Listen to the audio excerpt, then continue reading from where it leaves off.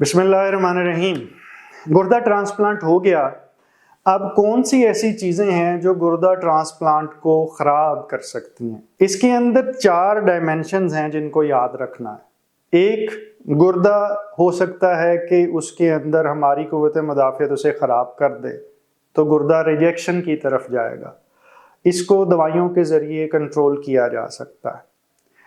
दूसरी पॉसिबिलिटी ये है कि जो हम दवाइयाँ दे रहे हैं उसका नाम हम टेक्रोलिमस रख लें, साइक्लोस्पोरिन रख लें, इनकी भी ये अहलियत है कि ये गुर्दे को ट्रांसप्लांट को ख़राब कर सकते हैं। अब ये समझिए कि 2 धारी तलवार हैं, ये बेहतर भी रखते हैं, गुर्दे की ज़िंदगी भी बढ़ाते हैं, लेकिन अगर थोड़ा सा ज़्यादा यूज़ किया जाए तो उस सूरत के अंदर ये गुर्दे को नुकसान भी पहुंचा सकते हैं। एक तीसरी पॉसिबिलिटी ये है कि जनाब जो गुर्दे की ओरिजिनल डिजीज़ थी, वो जिसकी वजह से गुर्दा ख़राब हुआ था और हमें डायलिसिस या ट्रांसप्लांट के बारे में सोचना पड़ा, वही जाग गई है।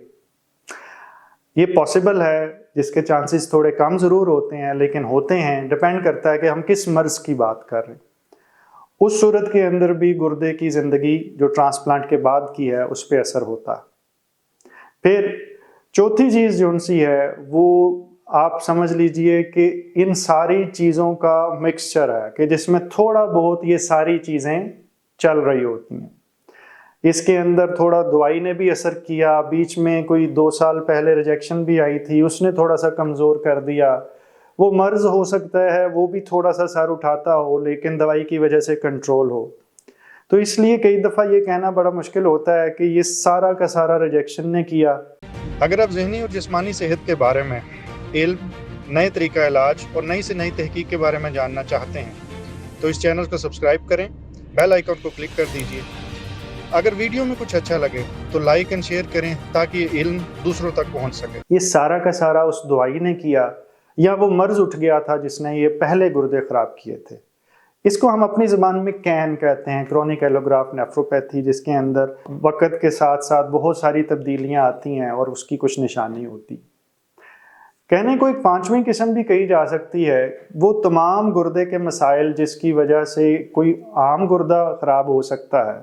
वो हो सकता है कि पहले वाली बीमारी ना हो, मिसाल के तौर पे मोशन बहुत ज़्यादा लग गए, जिस्म से पानी ही ख़त्म हो गया। उस सूरत के अंदर वो गुर्दा, नेचुरली भी गुर्दे डिस्टर्ब हो जाते हैं तो ट्रांसप्लांट हो गया। इसका दवाई से हो सकता है कोई ताल्लुक़ ना हो, इसका ओरिजिनल डिजीज़ से कोई ताल्लुक़ ना हो, इसका हो सकता है रिजेक्शन से भी ना हो, लेकिन ये भी एक पॉसिबिलिटी है। फिर उसके बाद फ़र्ज़ करें किसी को बहुत शदीद कोई इन्फेक्शन हो गया, नमोनिया हो गया, या ये हमें कोविड के दिनों में नज़र आया, कोविड की वजह से ट्रांसप्लांट डिस्टर्ब हो जाता। इस सूरत हाल के अंदर भी आप ये समझें कि ये इस 4 कैटेगरी के अलावा एक 5वीं कैटेगरी के अंदर आ जाता।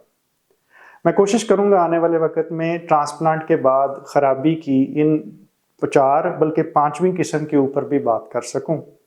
अगर इसकी जो वीडियोस की सीरीज़ अब आने लगी है, इससे रिलेटेड आप किसी एक बीमारी, मिसाल के तौर पे किसी को FSGS है या मेम्ब्रेनस है और उसको ट्रांसप्लांट हो चुका है और वो उससे डिटेल में जाना चाहते हैं, तो उस बारे में ज़रूर मैसेज करें।